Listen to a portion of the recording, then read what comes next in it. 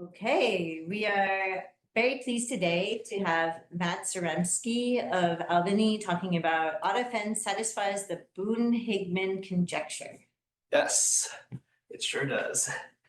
All right, thank you for the introduction. Thanks for the invitation. This is my first time here at the Institute. It's very cool to walk around and contemplate all the mathematical advances that have been made here, and also to see where they filmed a lot of scenes in Oppenheimer. It's also pretty cool for me. So I'm going to talk about some joint work. I should start by naming my collaborators here. This is joint with Jim Belk at Glasgow. And so I've given this talk like 4 times now, and every time I've had to stop and think about whether F or H is first alphabetically. So it's F. So Francesco Fournier-Facio here. Francesco Fournier-Facio. And James Hyde. There we go. Okay, so obviously the first thing I have to do is tell you what the Boone-Higman conjecture is, because you don't know. So here's what that is. The Boone-Higman conjecture. 1973 is what it's usually attributed. So Boone and Higman, it seems like they kind of came up with this at a conference in, we think, 1968, and then it appeared in print in 1973. They were like, we hereby conjecture the following: every finitely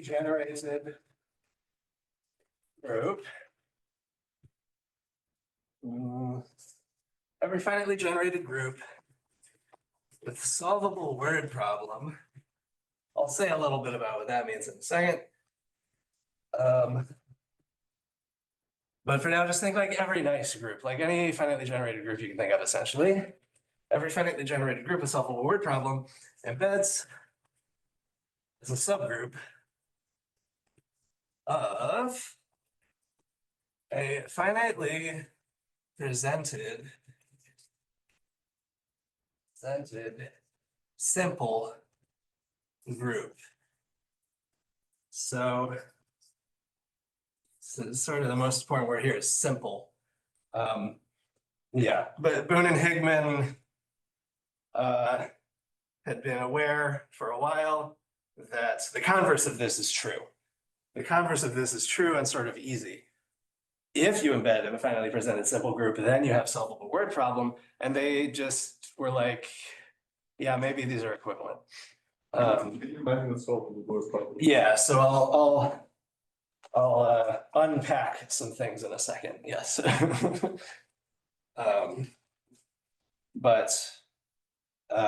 this is what the Boone-Higman conjecture is. It's an embedding conjecture. It's every nice group embeds in a thing. So let's unpack some stuff. I feel like maybe I don't need to do this one, so I'll call this 0.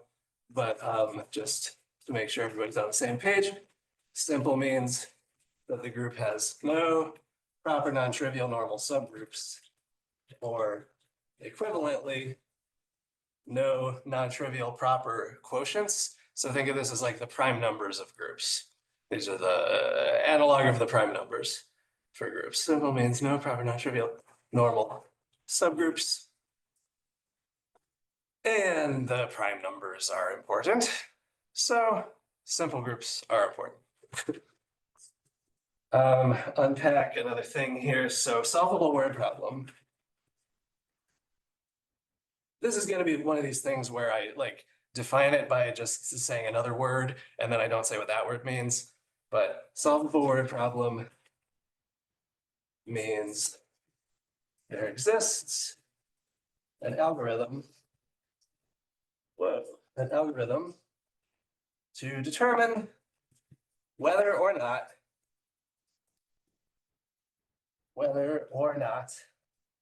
the or not is kind of important.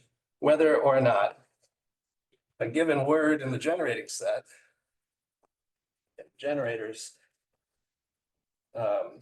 represents the identity in the word or not. Represents one in the group. So like for a really easy group like Z squared, let's say I just have the trivially group Z squared generated by A and B. You have a big old string of A's and B's and A inverses and B inverses. What's the algorithm? Move all the A's over here, move all the B's over here. And then the algorithm is like, are the exponents both 0 or not? If they're both 0, it's trivial. Anything else, they're not trivial. Very easy algorithm. For a more complicated group, there's going to be a more complicated algorithm. But also, the word problem isn't really going to matter for my talk. So we don't have to be more precise than this. And we don't have to worry about what you mean by algorithm. And that was, yeah, we don't have to worry about what I mean by algorithm. I'm not gonna, yeah. This is like not actually my specialty here. So algorithm to me is like that. Right. So, okay, and then the other unpacking, I guess I said this out loud, but the converse of the Boone-Higman conjecture is true and easy and was known for decades before Boone and Higman conjectured this direction. And really the idea is just that the issue is that in a finitely presented group, there's always going to be this algorithm to confirm that a given word in the generators represents the identity if it does. But in general, you don't know how to confirm that it represents a non-trivial element. This is like a negative statement. You can't prove a negative. You can't algorithmically check that something doesn't happen. But in a simple group, the negative property of being non-trivial is equivalent to the positive property that you normally generate the entire group. So you just have to run an algorithm to like check that say all the finitely many generators of your group can be written as products of conjugates of your element. That's equivalent to it being non-trivial. So it's like simplicity converts a negative statement into a positive statement, and now it's algorithmically checkable. So, okay, so it's true and easy. If you consider that easy, then yeah. So then do you really need simplicity? Because if you have some other thing that where conjugacy classes. Exactly. You can weaken simplicity. Really, it's enough if you just have some element that lives in every non-trivial normal subgroup. Then being non-trivial means that you normally generate, that your normal closure catches that element. I think I've seen this be called monolithic. The minimal non-trivial normal subgroup is the monolith. But I don't know, Boone and Higman decided to go for the gold and conjecture that you can not only get into a monolithic finally presented group, you can get a simple one, I guess. Yeah. Okay, and then what they didn't just like conjecture this thing and then go home. They proved something. So the Boone-Higman Thompson theorem, now this is a theorem, 1980. Well, I think Boone and Higman proved something in 1973, and then Thompson was able to add one extra adjective, as you'll see in a second. So the theorem is that every finitely generated group with solvable word problem, same setup, embeds. All right, the conjecture is that you can embed it into a finitely presented simple group. What they proved is that it embeds in a simple group that embeds in a finitely presented group. And Thompson managed to get the simple group to be finitely generated. And so conjecturally, this is all just one thing. You just embed into a finitely presented simple group. Here it's like a two-step procedure. And you know, the thing at the end isn't simple necessarily, the thing in the middle isn't finitely presented necessarily. So the conjecture is you can do this all in one fell swoop. That's basically that's the idea of the conjecture. Okay, so that's all the unpacking. Is there an example of a group without solvable word? you ask, is there an easy example of a group without solvable word problem? There is an example. Easy is, I don't know, I don't remember it off the top of my head. It has some number of generators and then something like 25 relations. There are finitely presented examples. The general word problem is undecidable. The general word problem is undecidable. That kind of just means there's not going to be some algorithm just that works for every group. Yeah. You can hook up halting in a group like Yeah. So sure, there exist plenty of examples of. In fact, I guess a generic finitely generated group is not going to have solvable word problem. I want to say there are only countably many isomorphism types of finitely generated groups with solvable word problem, but uncountably many finitely generated groups in general. I think I'm remembering that right. So, okay, so let me tell you about progress thus far. Let me not that. So this is item 1. Here's item 2. Progress. Exclamation point.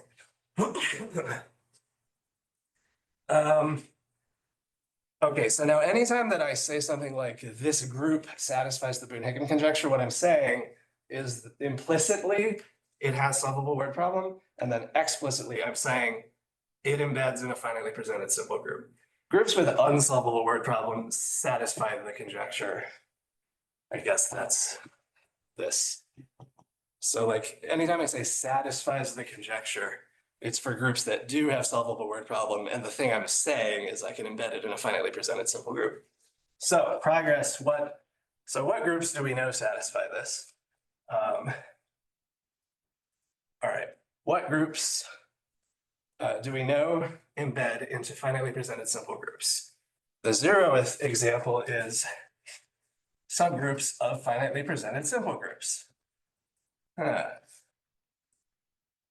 So that's kind of dumb. And that's why it's like example 0. Here's example 1. Here's the first example of like a robust class of groups, a family of groups, where it's not at all obvious that each one would embed into a finitely presented simple group, but they do. And that's GL and Z. So this is Elizabeth Scott in 84 proved GL and Z satisfies the conjecture. For any n, the group of invertible n by n matrices with integer entries embeds into some finitely presented simple group. That's true for any letters in a certain. And then it's, so yeah, so this holds for all. So her proof, it turns out, is commensurability invariant, and this will work for any arithmetic group. Or any, yeah. Yeah, it's an embedding statement, so any subgroup of any GL and Z would work. Yeah. Yeah, so like I said, pretty robust. And there's lots of other important groups that embed into GL and Z. And since this whole thing is all about embeddings, then they also satisfy the conjecture. Hence, also, like you catch right-angled Artin groups. The geometric group theorists like all Coxeter groups, also good. Nilpotent groups. Nilpotent groups are good. And I thought there was and virtually, as long as you have a finite index subgroup that embeds, then you also embed, thanks to the way that it's proved. So that's GL and Z. And even knowing what the simple group in question is, it's still like not obvious. It's a whole thing. Yeah. You have to realize, first you take the affine group, then you realize that is a self-similar group of automorphisms of a tree. Then you take the Rovernec-Rashevich group associated to it. And then that thing I think is still not simple. No, that one is simple. So then you're done. But so yeah, not obvious. Okay, and then number two, so this is, let me write what it is first. All hyperbolic groups. Hyperbolic groups satisfy the conjecture. So this is Belk, Collin Bleak, Francesco Matucci, and me in 23. Yeah. So hyperbolic groups are these groups that are important in geometric group theory. And I guess just for this talk, I'll just motivate this with, if in some sense, if you take a random finitely presented group, it's gonna be hyperbolic. So the conjecture holds in the generic case. Like, yeah, probabilistically speaking. Of course, if you pick like your favorite group, it's probably not going to be hyperbolic, but you know, most groups are hyperbolic in some sense. So that's What about the word problem on hyperbolic groups? the word problem. This is another good motivator. Yes, the word problem is always solvable in a hyperbolic group, and in fact, they're characterized by the ones where the word problem is solvable as fast as possible. It's like solvable in linear time. Yeah. So in some sense, they're like a good first thing to check. They have solvable word problem and even like as good as could be. So they all satisfy the conjecture. So that's good. And okay, and then That was only proved 23. yeah, there was this nobody could figure anything out for a while. I mean, 84, yeah. Are you gonna tell us about the method or? I'm not going to tell you about the method for hyperbolic groups because it's real horrible. I'll tell you a bit about odd FN. So I'll talk about odd FN in some detail. For hyperbolic groups, you concoct a oh boy, you concoct like this almost combinatorial dynamical system, and it produces this Cantor set that the group is acting on. And then you take the topological full group of that. And then that thing is really hard to prove that it's finitely presented, but it is finitely presented. And it's sometimes simple, but it's also sometimes not simple. So then you have to do like another thing. Yeah, that paper is 70 pages long. There's another board under that one if you want to. Oh, right. I can like, yeah, I already erased Next. the main topic of my talk. Oh, well. Okay, so, and then 3, this is books and it's Eisenrich and Wu, also 23. Oh no, this is 24. So here's some more groups that geometric group theorists like. All free bicyclic groups are important, and bomb slug solitaire groups. Bomb slug solitaire groups satisfy the conjecture. Okay, so like more interesting groups. And then finally, the one I'm talking about today is that FN. So this is the group of all automorphisms of the free group FN. Satisfies the conjecture. And then this is us now. So that's, oh, right. Hence also anything virtually embedding into any FN, which includes braid groups and mapping class groups of non-closed surfaces. And yeah, and several Artin groups, I'll say. Several Artin groups. But it all just kind of stems from this. So we prove it for OUT FN. And then automatically anything that virtually embeds into some odd FN like goes along for the ride. But odd FN is the focus.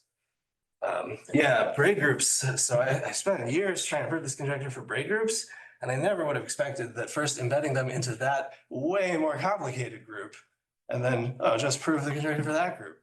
Like, yeah, not how I thought that was gonna go, but.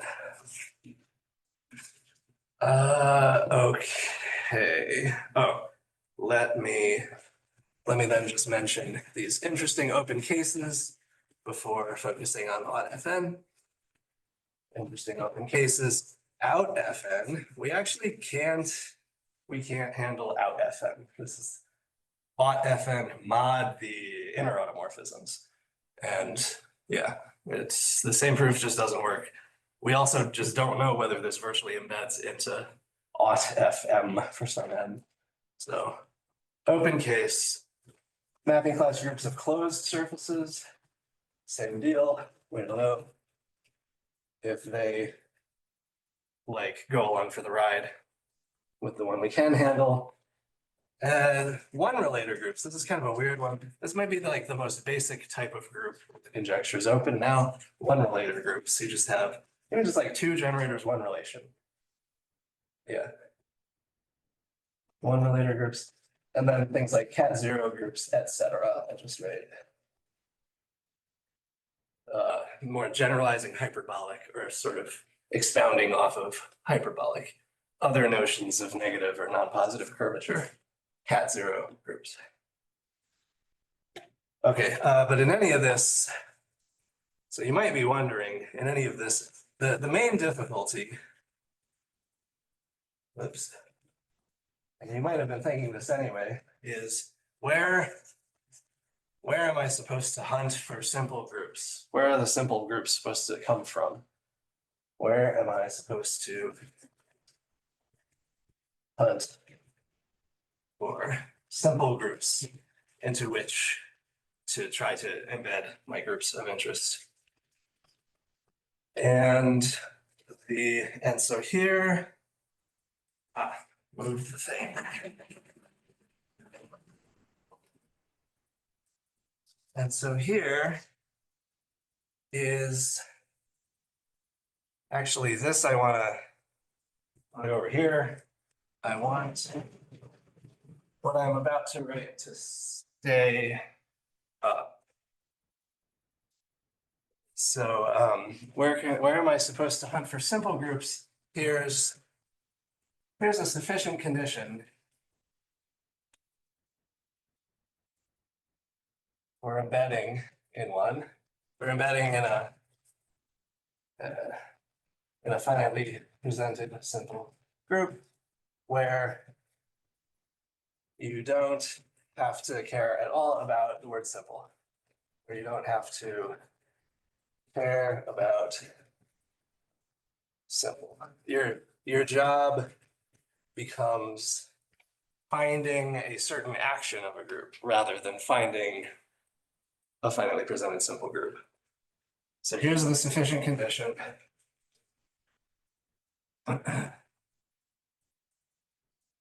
This is Theorem. This is me last year. And I guess I'll mention that all of these examples satisfy the conjecture thanks to this sufficient condition that I'm about to write down. So like in all cases we know so far, this is the reason that it works. Let gamma be a group acting on a set S such that four things. So I'm going to write down four properties of the group and the action, and then the conclusion is then gamma and hence all subgroups of it satisfy the conjecture.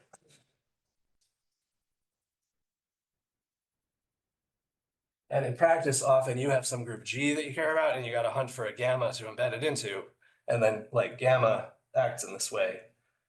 And then you catch the conjecture for gamma, but also for your group you started with that you were actually interested in. All right, so the conditions are that gamma acting on S is faithful. You don't want any non-trivial elements that just like act trivially. Number two, gamma is finitely presented, but I don't have to care if it's simple. In practice, it's probably not simple. So like I said, you don't have to care about the word simple. Gamma is finitely presented. The stabilizer in gamma of any element of the set is finitely generated. So this is for all S and S. 2 is one of the assumptions of the conjecture, isn't it? 2 is, wait, what? The being finitely presented. Finitely generated is part of the assumption of the conjecture. Yeah, yeah. Although it turns out to be equivalent, if you can prove the conjecture for all finitely presented groups with solvable word problem, you'll catch it for all finitely generated. But that's the if part of the conjecture. So like, yeah, this still wouldn't tell you anything about the word simple. Word simple has not appeared here. Okay, so far this isn't that bad. Faithful action, sure. Groups finitely presented, non-controversial. Stabilizers are finitely generated. This is a common thing that happens. And then the fourth one is like the weird one. The fourth one is that the action of gamma on S has finitely many orbits. Okay, so far this is not that weird, but orbits of pairs. So given any, so you want, for example, it would be enough if it was transitive on pairs of distinct elements. Like S1, S2, you can simultaneously move S1 and S2 to some T1, T2 that you want. So this is kind of hard because a lot of actions you care about of groups on things preserve some sort of notion of distance or something. And this is probably going to break that. If you're preserving some distance, you're probably not going to have finitely many orbits of pairs. So yeah, don't picture any extra structure on S. S is just like a set. Just think of it as a set. Okay, so this is the, let's see, yeah.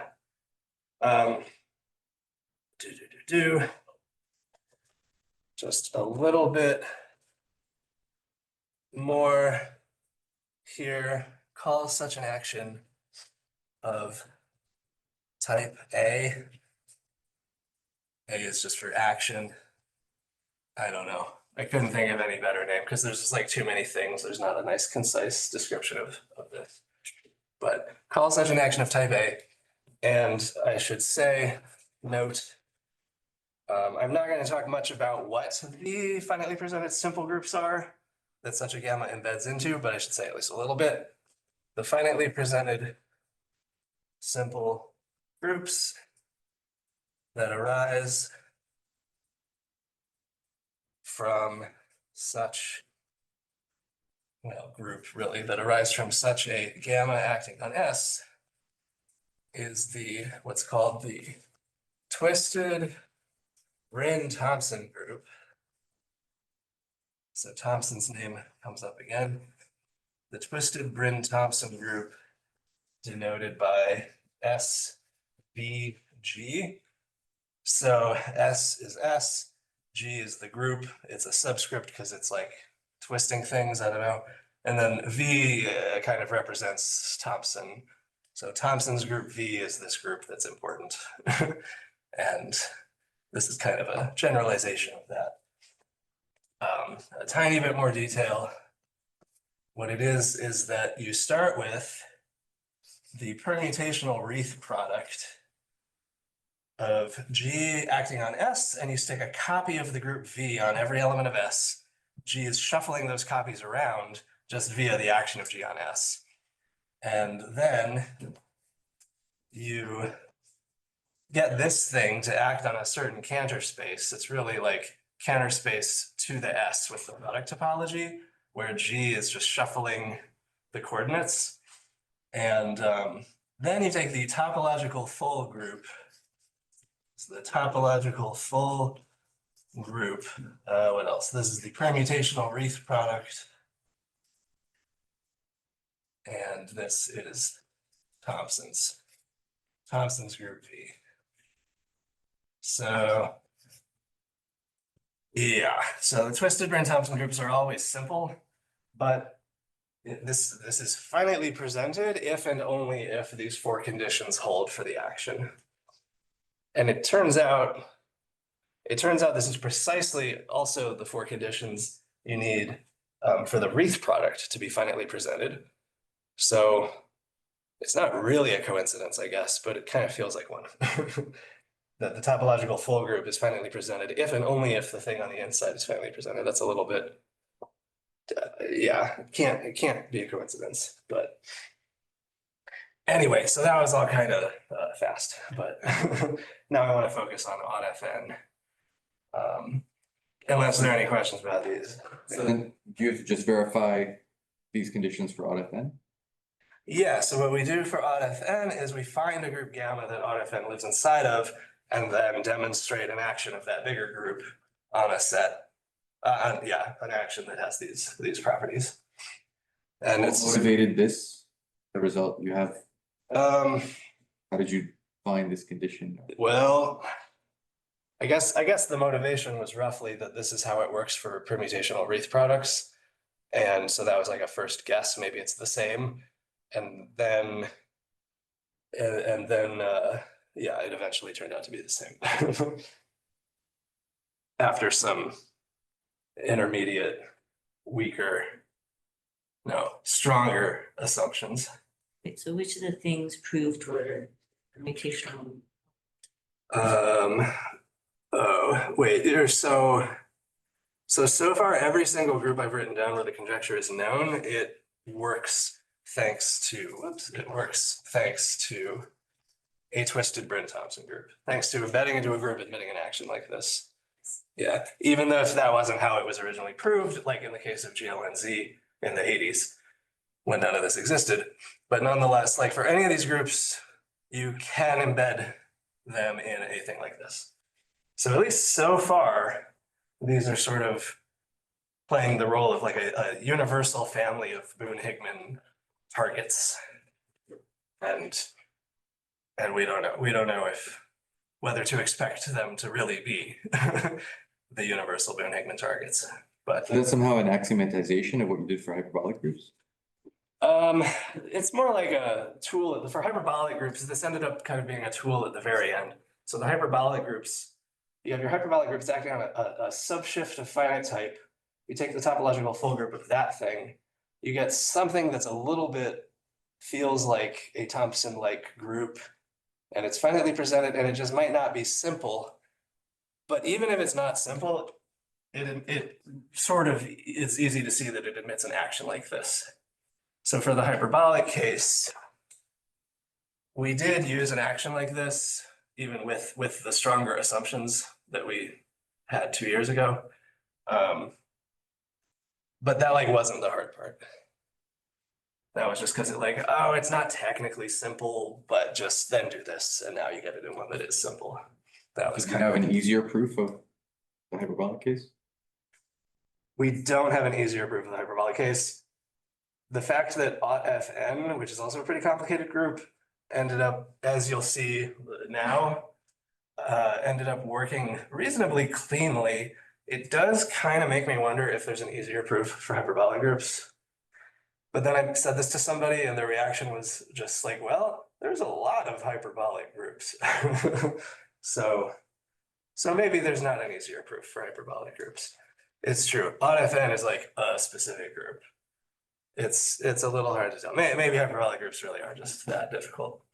But okay, good. So let me talk about odd FN.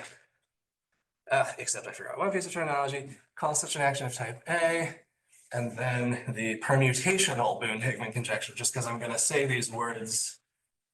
Permutational Boone-Higman conjecture is that every finitely generated group with solvable word problem embeds in a group gamma admitting an action of type A. a type A action, and hence in a finitely presented simple group. Finitely presented simple because all twisted Brin-Thompson groups are simple. Finally presented simple twisted Brin-Thompson group. Okay, so the permutational form of the Boone-Higman conjecture is essentially, not only is the Boone-Higman conjecture true, but it's always true thanks to twisted Brin-Thompson groups. That's what this permutational adjective is about. Good. Now I can finally focus on Fn. So, how do we embed Fn into some bigger group that admits an action of that type over there? Yeah. Stupid question. Yes. Fn has an action on Fn, right? Yes. So which ones break down? So Fn has an action on just the set Fn. That's true. And I suppose it's faithful and Fn's finitely presented. Off the top of my head, I probably 3 and 4 both fail. I would think that, yeah, surely number 4 fails. And then the group of automorphisms fixing a given element of the free group feels like it shouldn't be finitely generated. I think for the action that this group was just like built to act, I think it fails both 3 and 4, but It feels like a very clean subgroup. No? the stabilizer. I mean, I suppose often the stabilizer might just be like trivial or cyclic or something, but it certainly fails number 4 because you would need to be able to fix the identity and then move everything else to like finitely many spots. Oh, every automorphism fixes the identity. Yeah. So you're not going to get finitely many orbits of pairs because if like, here's the identity, here's a primitive element, Fn's got to move it to another primitive element. And then if this one's like not primitive, but it's square of a primitive, this one's a cube of a primitive, this one's a 4th power of a primitive, like, yeah. And they all have to fix the identity. So I guess that's that, yeah. Fails number 4. That is interesting about number 3. I guess maybe I don't know enough about Fn to have a sense of whether the stabilizer of every element of the free group in Fn is finitely generated, but yeah. Okay, so what's the bigger group? Embed in the following group. So I hope I was careful to always use gamma for like that stuff. And now here's G. This is different, totally different thing. Gamma is this big group. So the group is denoted sub G of G star Fn. So this is the free product of some other group G with the free group. And this means that I'm only looking at automorphisms that fix G. That G right there. Okay, so that's a group. And I'm going to let S be the set of all homomorphisms from that free product to G that hopefully the notation, I don't have to write stuff again, so the sub G means that are the identity on the G factor. So you just send G to itself by the identity. And I should write something. Restriction to G is identity. But you can send these n elements, these n basis elements to whatever you want. So as a set, this is really just G to the n. But I wrote it this way so that it's really obvious that gamma acts on S just by precomposing. Precompose. Okay, Fn certainly embeds into that gamma. Just only do stuff to the Fn factor. Don't do things like send x1 to itself times some g1. That would be another such automorphism. Okay, so I have that big group acting on this set. And now we need some conditions on G that ensure that this action is of type A. So I guess, okay, before I state the theorem, let me make one definition here.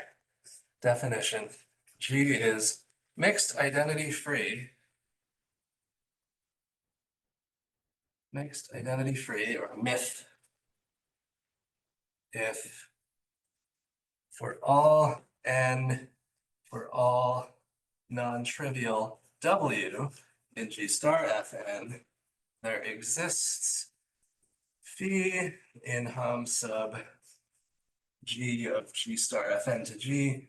So, okay, so for any non-trivial word, for any non-trivial element of the free product, you can find a G homomorphism that doesn't kill it.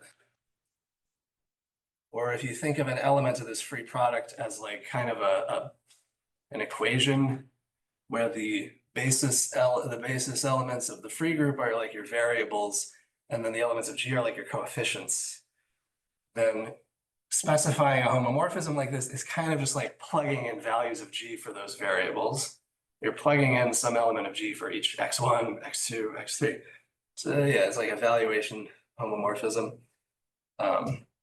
And what you need is that to be mixed identity free, you need that for any non-trivial such word, you can find some stuff to plug in where it doesn't die. That would be mixed identity free. So for example, something where it's not mixed identity free, if you have non-trivial center, if there's some non-trivial element that commutes with everything, call it G, little g, then Gx, G inverse X inverse is a mixed identity. Whatever you plug in for X, that's gonna die. But then there are also plenty of examples of groups that are mixed identity free. I guess non-elementary hyperbolic groups, for example, they're always mixed identity free. So this is just some property. And let's go here. And now I'll state the main theorem. Theorem, if G, so that's like, where did it go? This G, if G is itself finitely presented and simple and myth, then this action for like, I'm talking about that's gamma and that's S. If G is itself finitely presented, simple and myth, then this action is of type A. So yeah, so if you can plug in a sufficiently nice group G to build your gamma, then all four of these things hold. And hence gamma, and hence, use hence too much, but hence gamma, and hence odd Fn, because that lives inside of gamma, embeds in the finitely presented, just to emphasize, like here's what satisfying the conjecture means, embeds in the finitely presented simple group S V gamma for this particular gamma and this particular S. So permutational, even permutational Boone-Higman conjecture holds. Okay, so now I can say some things about the four properties, but let's see if yeah. Now I can say some things about where our assumptions matter for which of the four properties. Maybe I should leave mixed identity free.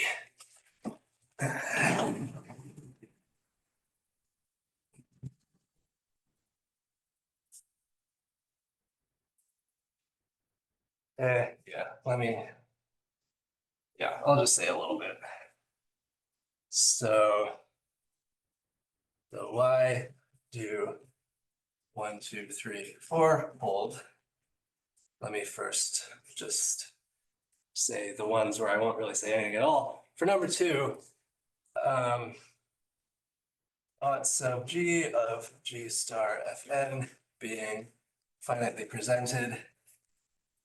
Once G is finitely presented and simple, I think we don't even care about simple. It just needs non-trivial center for this to work. This implies, or this follows from citing things.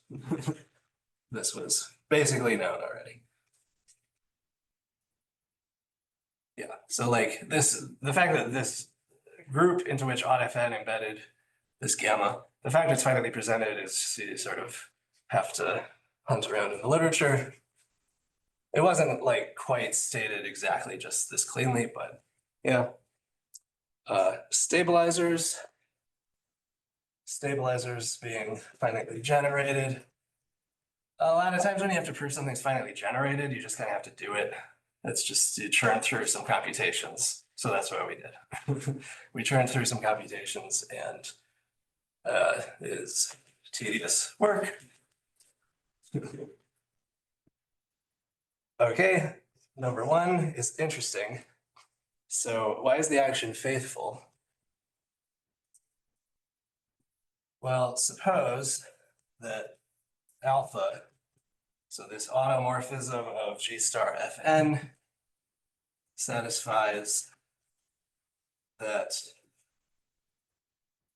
alpha applied to this precomposition. So alpha applied to phi is phi for all phi in S. Then,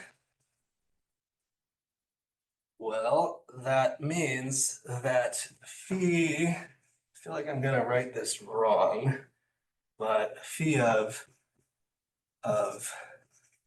W inverse alpha of W is 1 for all W. Let's see. So if I plug in W over here, and phi is a homomorphism, remember? So, no, I mean, I think that's right. Let me put the W on the other side just to be safe. I'll put the W. I think doesn't matter. Yeah, right. I guess it doesn't matter. I think I read that right. Oh, and then, okay, and then the point is that MIF implies that, yeah, this was for all phi and for all W. So MIF implies alpha of W, W inverse is trivial for all W. So alpha is the identity. Check. That's the only place we needed mixed identity free. And it's really frustrating that it was just to get the action to be faithful. But it's for n greater than or equal to 2, it's necessary and sufficient. As you'll see at the very end, I'm especially frustrated that we can't get rid of the mixed identity free hypothesis. But and then okay, so that's 2 and 3. And then 1 is where we needed mixed identity free. Perhaps you have noticed that I have not yet needed G to be simple. That hasn't mattered at all yet. That is where that matters for this most difficult one. Number 4 is like the hard part for any of this. And that's where we need simple. So let me just draw a quick little picture here. Why would G being simple help you move around pairs? So let me draw a pair of points in S. Here's the homomorphism that just sends x1 and x2 to 1. And here's some other homomorphism. It's going to send x1 and x2 to g1 and g2. And if this is really a different point than that one of these has to be non-trivial. I'm gonna just say it's the first one. We're talking about this situation. And now I claim that an element of gamma can move this pair to an easier pair. So the easier pair is gonna be this pair. Alpha is gonna just fix that first thing, and it's gonna move this complicated dot to this easier dot. Hopefully this is visibly better. This is a better point. What does alpha do? So alpha is gonna fix x1 and it's gonna send x2 to itself times, now remember this is an automorphism of the free product of the free group with G, so I can use G as like coefficients kind of.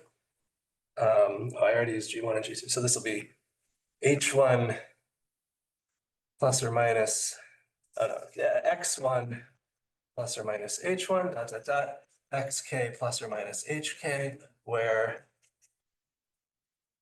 G1 to the plus or minus H1 dot dot dot, GK plus or minus HK is G2 inverse. And the reason I can write G2 inverse as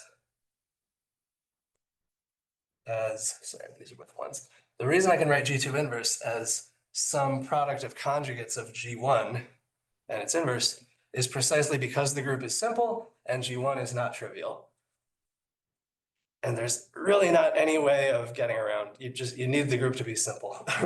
You have to, because you can't control what these are. You have to know that if one of them's non-trivial, you're gonna be able to clear out the other entry with a product of conjugates of that one. Unfortunately, there's no weakening of the word simple in this proof. But that's the idea. So thanks to simplicity, you can kind of simplify these pairs until it turns out it's transitive on pairs of distinct points. So, okay, that's that. Let me finish with another little thing that was our original motivation for this whole project. So now, am I up to part 4, I think? EHC versus permutational EHC. I kind of talked about whether maybe every time the Boone-Higman conjecture holds, it's thanks to a twisted Brin-Thompson group. And the reason that this feels like maybe is that note not only does AutoFN embed in aut sub G of G star Fn, but so does G. G, our arbitrary, finitely presented simple myth group.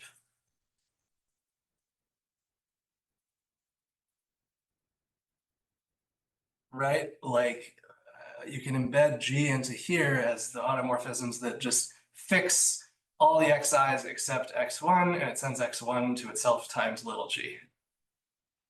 That's like a copy of G sitting inside there. Or you could conjugate, you can even conjugate x1 by G. So yeah, our arbitrary, finitely presented simple myth group embeds into this finitely presented simple twisted Brin-Thompson group. And conclusion, without doing any extra work, conclude that finitely presented parentheses simple, they're always simple. I like writing parentheses simple to emphasize that they're simple twisted Brin-Thompson groups are the universal family, okay, I don't know, a universal family of targets for groups satisfying the Boone-Higman conjecture thanks to a myth container target, satisfying the Boone-Higman conjecture thanks to a finitely presented simple myth group. And this is why it would have been so nice if we didn't have to assume that G was mixed identity free in order to get the action to be of type A. Because if we could just get rid of mixed identity free, then these conjectures would be equivalent. And twisted Brin-Thompson groups would be like a complete answer to the Boone-Higman conjecture. But we can't get rid of mixed identity free. So the last thing I'll do here is draw this picture. Yeah, I guess I didn't have like any pictures, did I? But here comes a picture of some circles nested in each other.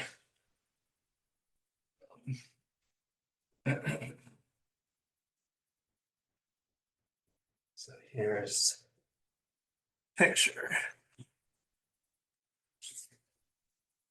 1, 2, 3. Here is all finitely generated groups with the solvable word problem. Here's finitely generated groups embedding in a finitely presented simple group. And the Boone-Higman conjecture is that there's nothing in this region right here. That's the Boone-Higman conjecture. Here, this a priori smaller region, finitely generated groups embedding in a group admitting an action of type A. This is equivalent to satisfying, well, kind of just by definition, permutational Boone-Higman conjecture equivalent to embed in finitely presented twisted Brin-Thompson group. And then the point of drawing this picture is to emphasize that it's also equivalent to embedding in a finitely presented simple myth group, which I already said. And then the last thing, embed in a finitely presented simple highly transitive group. So if you have a finitely presented simple group that admits a faithful, highly transitive action on some set, it turns out it's myth. And so that's the connection. But maybe this is like a little bit easier to think about than mixed identity free. So yeah, finitely presented twisted Brin-Thompson groups are apparently universal amongst all highly transitive Boone-Higman containers. And the conjecture or the conjecture Boone-Higman, permutational Boone-Higman conjecture would be that this region is also empty and all these things are just the same thing. But that one, I suppose, I don't know. We don't really know about either of them, but I think it would be cool if they were all just the same thing. So anyway, okay, thank you. That's all.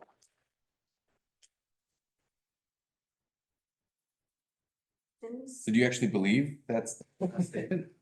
I thought you were leading up to some kind of counter. Well, not leading up to a counterexample. I don't know.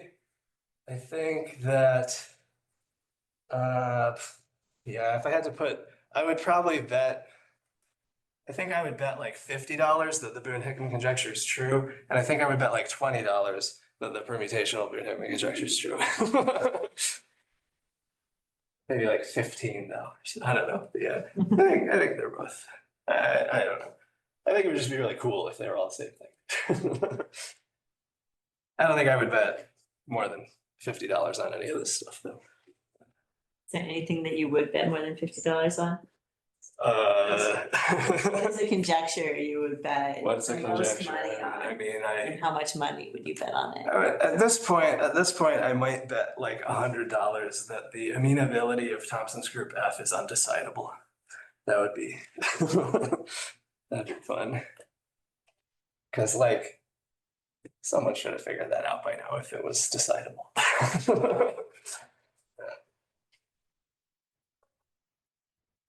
Other questions? Okay, shall we thank Matt again?